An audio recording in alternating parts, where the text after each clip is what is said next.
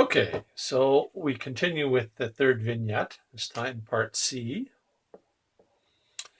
problem 13, section 2.1, page 58. Part C says, asks you to prove that W equals Z squared maps modulus of Z minus 1 equals 1 to a cardioid.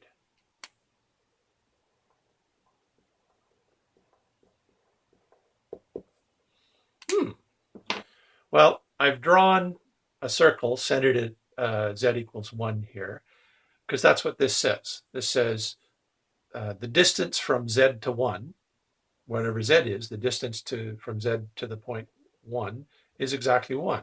So that's a circle centered at 1 of radius 1. So there I have a circle centered at 1 of radius 1. We'd like to parameterize that so that we can work with it in an algebraic way. And one parameterization of a circle is e to the I theta. That's great. That parameterizes the unit circle. What we want to do is parameterize this circle centered at 1. So we put z equal to 1 plus e to the I theta. Let's just check. Z minus 1 then is equal to e to the I theta. And so we take the magnitude of that. We get the square root of cos squared theta plus sine squared theta, which is indeed 1, because the real part of e to the I theta is cos theta, and the imaginary part of e to the I theta is sine theta. You square them and add them, take the square root to get the modulus, and there we go. So this parameterizes the curve, and as theta goes from minus pi up to pi, it covers the whole circle. So minus pi less than theta less than or equal to pi. Good. We have a parameterization of the circle. So we plug in this into W equals Z squared and see what we get. W is equal to 1 plus e to the I theta all squared, which is going to be 1 plus 2e to the I theta plus e to the I theta squared, which is 1 plus 2e to the I theta plus e to the 2I theta. All right, that's good. I'm going to do something tricky here. I'm going to factor out e to the I theta. Well, I don't have an e to the I theta there. How can I factor it out? I can write it as e to the minus I theta times e to the I theta plus 2e to the I theta plus e to the 2I theta. And so I can say that that's e to the minus I theta plus 1 plus 2 plus e to the I theta times e to the I theta. That seems like a counterproductive thing to do, but I really did it almost automatically because I prefer the balanced e to the minus I theta plus e to the I theta. And the reason I like that is that cosine theta is 1/2 e to the I theta plus e to the minus I theta. And so I see right here that 2 times cosine theta is this one plus this one. So therefore, W is going to be moving this to a front here, 2 plus 2 times cos theta times e to the I theta.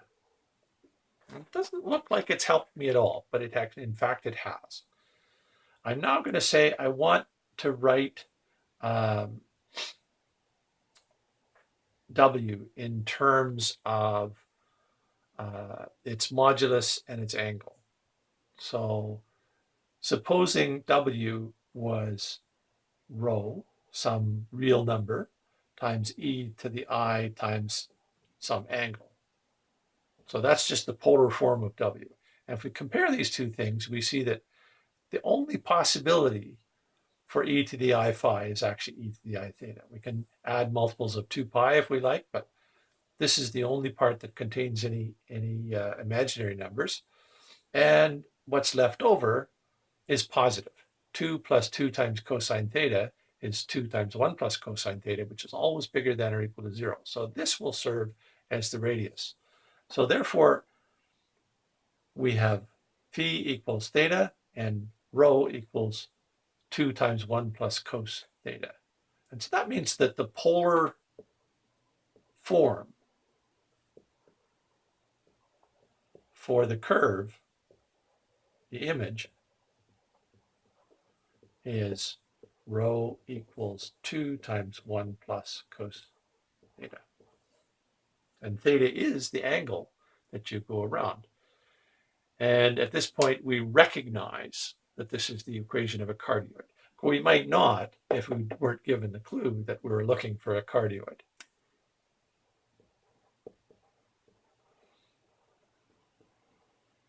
So that's the polar equation of a cardioid. Cardioid.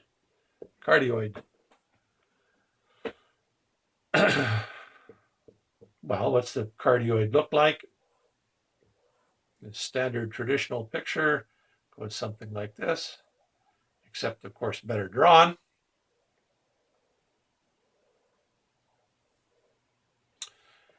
When theta is 0, that gives us 2. 2 times 2 is 4, so the distance from there to there is 4. When theta is pi, 1 plus cosine pi is 1 plus minus 1 is 0, so the radius is 0. And then it's similarly for negative theta. When theta is pi over 2, cosine of pi over 2 is 0, so we get 2 times 1 plus 0, so that gives 2. So this is the equation in the W plane, and the image of this thing is this cardioid.